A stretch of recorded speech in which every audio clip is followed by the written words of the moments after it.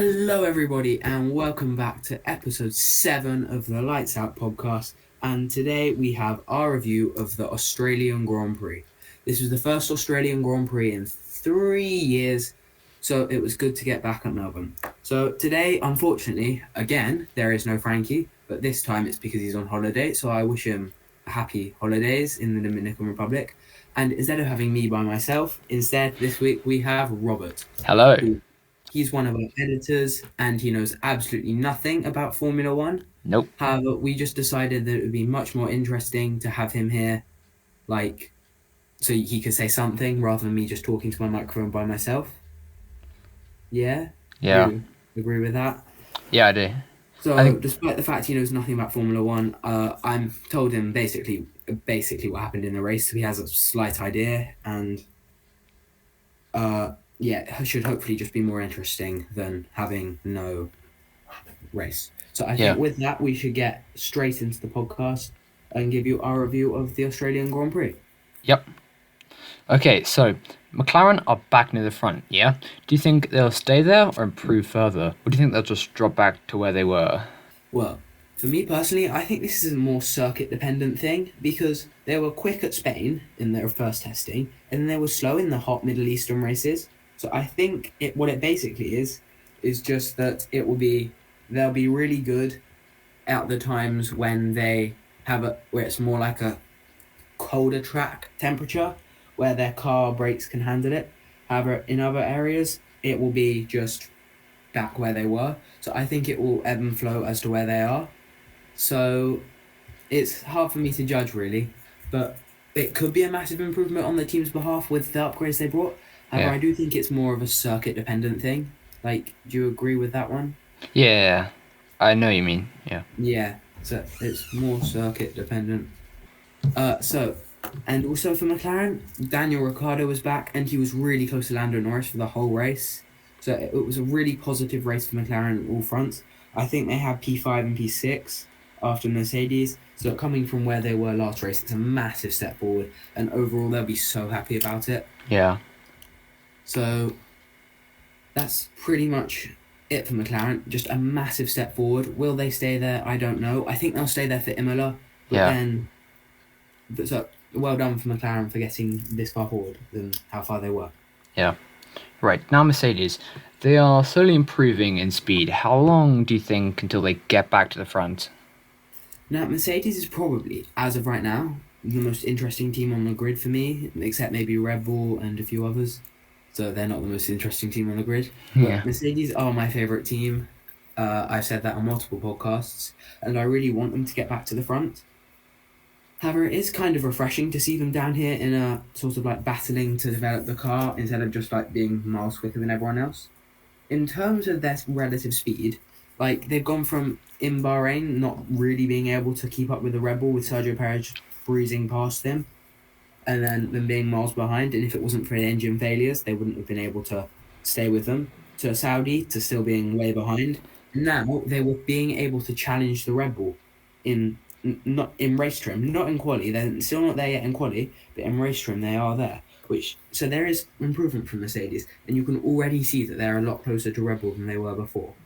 Keep in mind that this is Sergio Perez they were close to, not Max Verstappen. But even saying that, they weren't that far away from the Red Bulls. So whether it's a good circuit for them or whether they're coming forward, it really, I don't know. But it is looking good for Mercedes. A good quali from both Hamilton and Russell, then a good race from both of them with a fight with Sergio Perez, giving them a podium and a P4. It's what more can I say? They have done quite well to get it back there. Yeah. Do I think they'll be back at the top anytime soon? Like I said, maybe in the 7th race of the season, that's when they will get back. Do I think they'll be by that time just with them or miles ahead? It depends on what they do. Maybe once they sort out the porpoising, they'll be really quick, or maybe they'll be a similar speed. Maybe they'll be similar. But it seemed pretty good from Mercedes' point of view in this one. They are taking steps in the right direction, and it will be a lot happier for Lewis Hamilton. Yeah, Leclerc had an easy win. Yeah, he did. That's partly because of Max Verstappen's crash, but even so, he would have still won quite comfortably. It was definitely his easiest race win since he was in Formula One, and like literally, once Verstappen went out of the race, and once Verstappen was behind him, the only guy he had to race was himself. As he was saying, he wanted to go for fastest lap so many times, despite the fact he already has the fastest lap. Yeah. So it was quite interesting, really. He's on his radio. Should we go for fastest lap? His engineer, if he was thinking cleverly, should have said, if you want to, but you'll have to take it away from that other chap called Leclerc as well. Anyway, but that's good. Good for Leclerc. Really easy win. This is good for his championship fight. But then he's already. Is it a championship fight now? He's got double the points of the guy in second, who's George Russell. So it's hard to say whether, like, maybe Max Verstappen. So far, what I noticed in the race last week is every single time that he raced, like Verstappen has finished, he's won, but he's only finished one race, so that's like a random point. But do I think Leclerc will continue this? If at this point I can't see any reason why he shouldn't. I think this could be quite a good race for Leclerc, like season for Leclerc, and I think there are more races like Australia to come for him. Okay, so should we move on then? Sainz is dropping back. Do you think he'll stay there? No, I don't. However, it will be a really disappointing race weekend for him.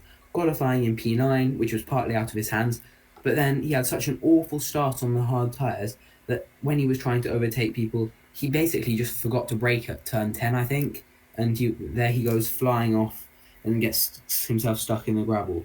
So he'll be really disappointed. He's had a run of like 19 points finishes or something.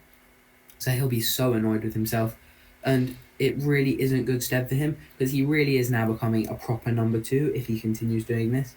And like he'll become like Valtteri Bottas, which is something he really doesn't want to do.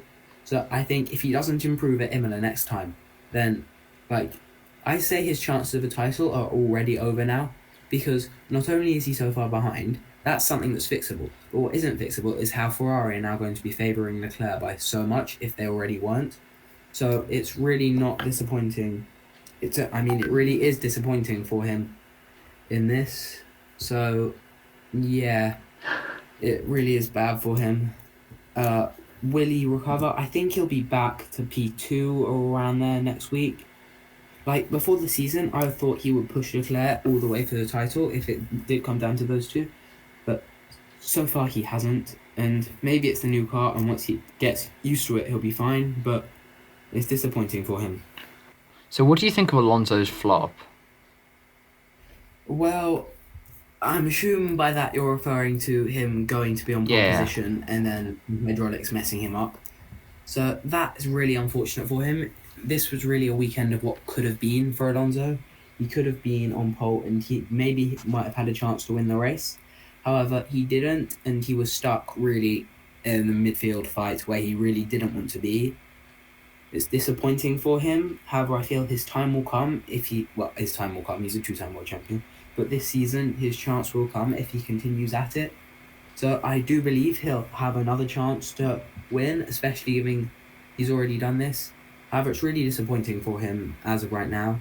But I think obviously he'll be annoyed, but I think he'll see more of the positives rather than the negatives of him actually being able to have a time which was possible to put him on pole. Yeah. Are Haas going to drop back further, do you think? Well, so Haas in the first 2 races, they were very quick, well, on Haas level terms, and they were in points in both of those races. Now, in this race, they were close to being on the points, but it was their first time this season they've been after them. So that's really disappointing for them. So they'll be annoyed about that. But in all honesty, it was partly because of strategy and everything why they didn't do well. Their quali wasn't as great as they liked. But as I said, with these new cars, we don't know about them yet. It could be that they don't like this sort of track. I don't think it's because everyone else has moved forward so much and just left them behind. So I don't think they need to start worrying yet. However, I'd like to see them with more good performances if they want to stay near the top. So far, yeah, quite an easy one that was. Also, do you think Williams are moving up? Well, with Nicholas Latifi, no.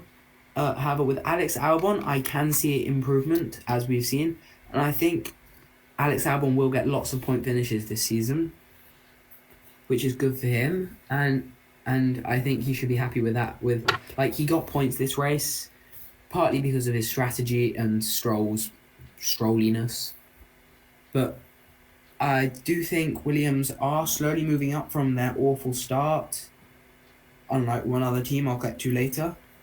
So it's impressive for Williams. Well, not really. It kind of is. It's kind of impressive for Williams from where they were last season. But it's kind of also due to strategy. And I can see them doing well with Albon this season. What do you think of the new track? Do you think it was better or worse? Well, in terms of overtakes, there was more. But that could be because of the new cars as well. So it depends really how you look at it. Like, there was more overtakes. Yes, the racing was more exciting. But was that because of the track? Like, I mean, fundamentally, I think they should either switch it back or switch it even more. Because I still want the race in Australia. Because it's a really good race. And it's kind of refreshing to have a Grand Prix at 6 o'clock in the morning. But I'm still not sure on the new track. Like, I think it's better than last year's. However, fundamentally, the track hasn't changed too much. So overtaking's still going to be hard. If you know what I mean. Yeah. So, yeah, it's a hard one to judge. I think it was alright. It's not as bad as some tracks for overtaking, such as Monaco or Hungary. And the race, again, was alright. Probably could have been better if Verstappen was still in it. But, yeah, it's meh. The track's meh. The track was meh. The track is meh. Yeah. Don't really have more to say. Yeah. Do you think the Astons will improve? Well, it was an awful weekend for Aston Martin, wasn't it? Yeah, like, I mean, even the safety car Did was not being do well. slammed. Yeah. But I do think, all in all, it was alright. Like, no, it wasn't alright, is what I was trying to say. Like, actually, I tell you, like, it was awful. They crashed, like, their Saturday was awful. With Stroll's crash into Latifi, and then the double FP3 crashes, then Vettel crashed on race day. It was awful from Aston Martin. I can see them improving, like, eventually, with the more money they pour in. But with the cost cap, it's going to be hard. But they've got to improve, really. With the Aston Martin name, Aston Martin won't let this team roll around at the back of the grid with their name on it. I don't think. So they're going to have to clear that up, and they're going to have to fix it, or else they may lose the Aston Martin name and have to go back to Racing Point. And finally, what do you think was wrong with Red Bull? Well, obviously their engine blew out, which wasn't what they would have wanted with Max Verstappen. That's disappointing for them, really. Well, really disappointing. It shouldn't be happening. Like, 2 DNFs in 3 races for him. It's awful. Like, I think last season he had 2 DNFs in the whole season. Maybe, I think that was it, just 2 DNFs in the whole season. And he's had 2 in the first 3 races. And these are all reliability. No, he had 3 last season. And these are all reliability affected. Due to reliability, which is just awful for Red Bull. There was always a chance, but it really wasn't great from Red Bull. Like, they need to fix this reliability concerns, or else they won't win the title. Like, it's possible that the title, they've already lost it now. So, they need to improve. Okay, so I think that's all we've got for the race this week. But what we could do now is we could look ahead to Imola and give our predictions. So, I think, for pole at Imola, I think Max Verstappen's going to come back fighting, and I think Max Verstappen will get pole position. Then in the race, I think it will be Leclerc P1, Verstappen P2, and I think from the Mercedes improvement we've seen, I think Hamilton will be P3. So, Robert, do you want to try and give predictions for Imola? Nope. Sure. Definitely not. Yep. A prediction of who's going to win? Sorry. No idea. Just name a Formula 1 driver. Max Verstappen. Okay, so Robert thinks Max Verstappen's going to win. And I've tried to get in contact with Frankie to get predictions, but unfortunately he's not here. If we have know them by then the editor can shove them on the screen now, if you're watching on YouTube. Or if you're watching on Spotify, Just then go over to YouTube. why don't you watch it on Yeah. YouTube as well? We don't have any listeners on Spotify anyway, though. Yeah, exactly. But Go listen to our Spotify. yeah, or if you're on Spotify, go listen to the YouTube. Exactly. But Do both. thank you for listening. I'm not sure how long this one is. I think it's going to be quite short, but that's partly because Robert was here instead of Frankie. I'm not sure whether he'll be back for next week. However, next week we don't have a race, so it'll be something else. Not sure how long that will be. Not sure what it will be, but make sure you tune in next time. I hope you enjoyed. Please subscribe to our YouTube, and goodbye. Goodbye.